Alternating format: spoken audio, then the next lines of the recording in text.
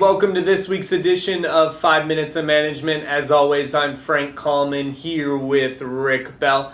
Rick, we're into May now, which means the video library for the spring season of Workforce Live is right around the corner. May 25th, you'll be able to view talks from all three cities we visited this spring. That's Boston, New York City, and Washington, D.C., and we're already well underway planning for the fall season, which is making stops in Chicago, Dallas, and San Francisco. So exciting news on the Workforce Live front.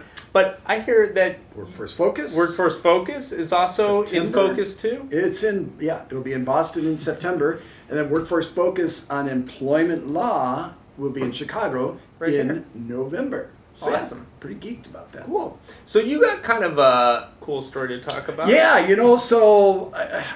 most people, we face burnout and exhaustion, but there's one employee in France who has far different problems. He sued his former company because his job allegedly was too boring. So go figure that one.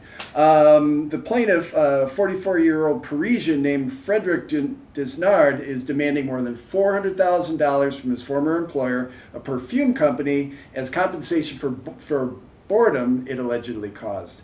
So the company should be held responsible for his mental and physical health damages, as well as financial consequences of missing out on a promotion. So Frank, have you ever been so bored here that you felt like, I just got to sue this company? No, but maybe I'm reconsidering it. This is quite a lawsuit, I have to say. Yeah. I don't know what the legal implications or if he really stands a chance, but hey, power to him. Well, yeah, all right, so now he was, the company wanted to bore him to death in order to convince him to quit voluntarily and therefore limit his severance payments. But he just simply decided to stay and do nothing. So, yeah. I was ashamed to be paid to do nothing, he said in an interview, and he described the time as hell and a nightmare, which caused multiple health issues, including epilepsy, ulcers, sleep problems, and serious depression. Well then, I'm speechless. That is quite a lawsuit. It is, huh?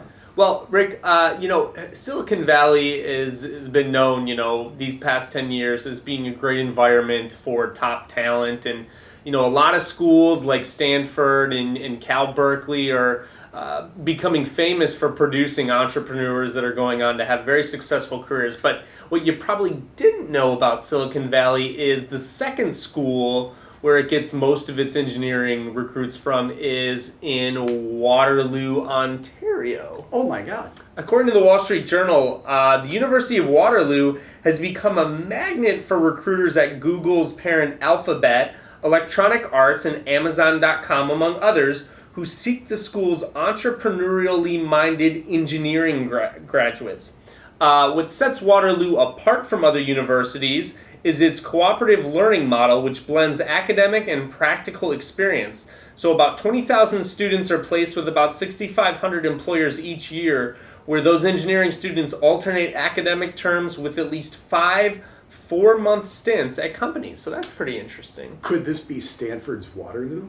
I don't know. Possibly. That's a good one. You never know. But yeah, Stanford, funny enough, isn't even the second most school that Silicon Valley is hiring from. According to this article, the University of Waterloo is second behind in most frequently hired students that go to Silicon Valley, behind only Cal Berkeley, according to a 2015 report by Startup Compass Inc. So Canada getting some love from Silicon Valley. Nice. I like that. That's very cool. All right, so this is completely unrelated to workforce topics, but so you've heard about about Coachella and Sure. the music festival there. So in the fall they're going to be doing Oldchella, right, with the likes of the Stones, the Who, Paul McCartney.